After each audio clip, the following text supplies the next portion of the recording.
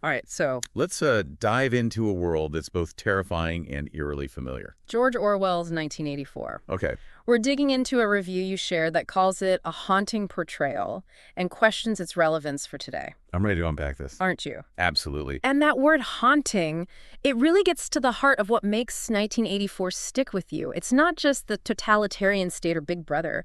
It's the way Orwell makes those concepts feel so unsettlingly plausible. It's true.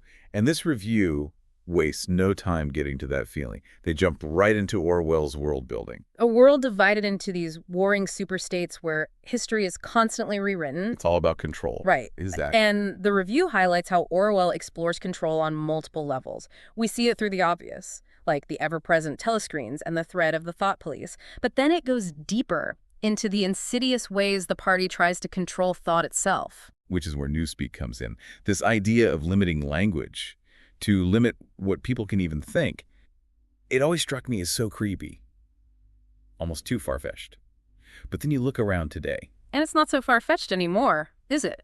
The review makes a brilliant connection to how certain terms are used today to manipulate public discourse. Just like newspeak is used to manipulate thought in 1984. Think about terms like fake news, or even how certain words are carefully chosen to evoke specific emotions, to steer the conversation in a particular direction. It's all about controlling the narrative, which, if you think about it, is another form of power. And speaking of insidious control, we have to talk about doublethink. This idea that you can hold two contradictory beliefs at the same time. Honestly, It makes my head spin just trying to wrap my mind around it. it's a difficult concept to grasp because it goes against our basic understanding of logic and reason. But that's exactly how the party maintains its grip on power. The review uses the example of Winston, the protagonist, who works at the Ministry of Truth, rewriting historical records to fit the party's current agenda. He knows it's all a lie, yet he forces himself to believe it. It's almost like a form of self-imposed brainwashing. And it makes you wonder, Are there parallels in our own world? this constant barrage of information, often contradictory, makes it hard to know what to believe. Do you think that's what Orwell was trying to warn us about? It's certainly a chilling thought. Think about the political climate today, with people existing in echo chambers, consuming information that reinforces their existing beliefs, even if those beliefs contradict each other. It's a form of doublethink, Ugh. even if it's not as overt as in 1984. And this isn't just some abstract intellectual exercise. Right. The review also touches on the human cost of all this control.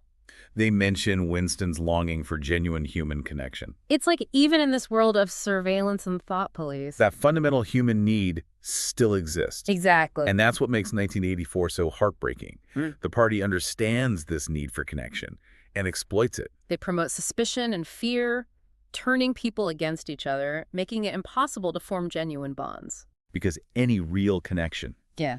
any relationship built on trust and authenticity could be a threat to their power. Precisely. And that's why they target even the most private aspects of human experience, like love and intimacy. Winston's attempt to find love is an act of rebellion in itself. And it's a rebellion that comes with a hefty price. The way the party seeks to crush not just dissent, but any spark of individuality, it really makes you think about the importance of holding on to your own sense of self, your own beliefs, even in the face of overwhelming pressure to conform.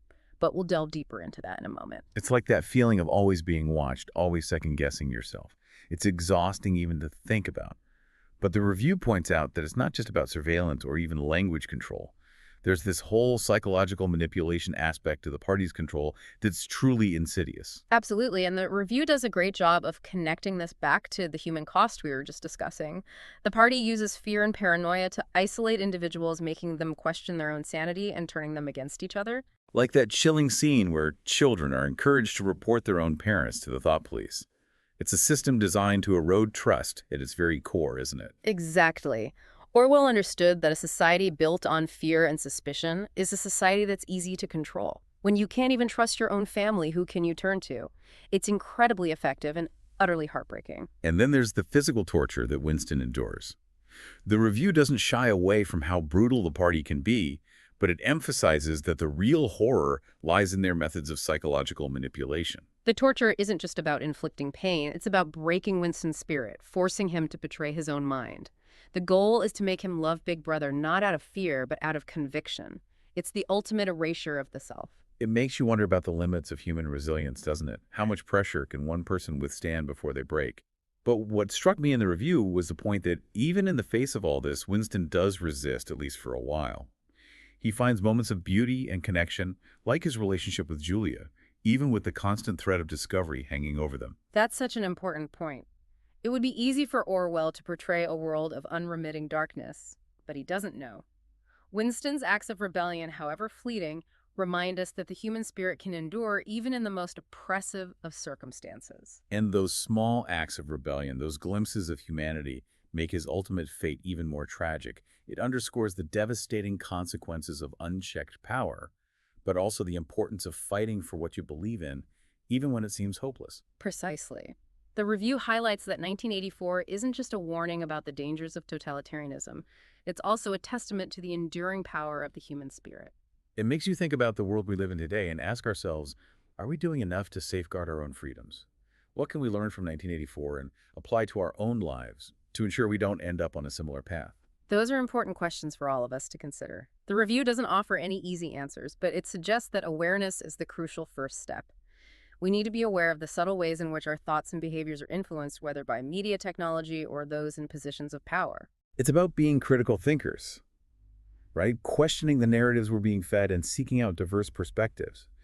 But with so much information coming at us from all directions, how do we even begin to sift through it all and determine what's true and what's not? It can feel overwhelming. Absolutely. It's more important than ever to develop those critical thinking skills. The review suggests that we need to be wary of anyone claiming to have all the answers, to be skeptical of simplistic explanations for complex problems.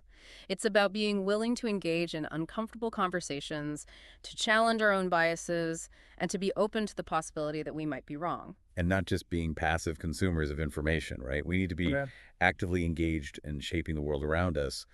But what does that look like in a practical sense? That's where things get really interesting. The review suggests that true change starts with individual action. It's about having the courage to speak out against injustice, even when it feels like our voices are small. It's about recognizing that we all have a role to play in shaping a better future, however daunting that may seem. But it's easy to feel powerless, like one voice can't really make a difference. What do you think? How do we overcome that feeling of apathy or helplessness? It's true. It's easy to feel overwhelmed, but the review offers a surprisingly hopeful perspective. They argue that even small acts of resistance matter. It's about speaking up when you see injustice, even if it feels uncomfortable. It's about choosing sources of information that prioritize truth and accuracy over sensationalism.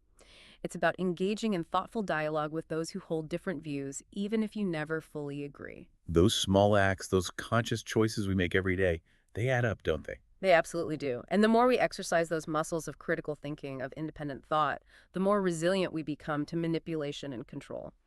Just like Winston clinging to his love for Julia, even as the party tries to crush it, we can choose to nurture the values that make us human: empathy, compassion, our yearning for truth and connection. It's a powerful message, isn't it? That even in the face of something as bleak and oppressive as the world of 1984, there's still hope. Exactly. And I think that's what makes this review in 1984 itself so relevant and ultimately so inspiring.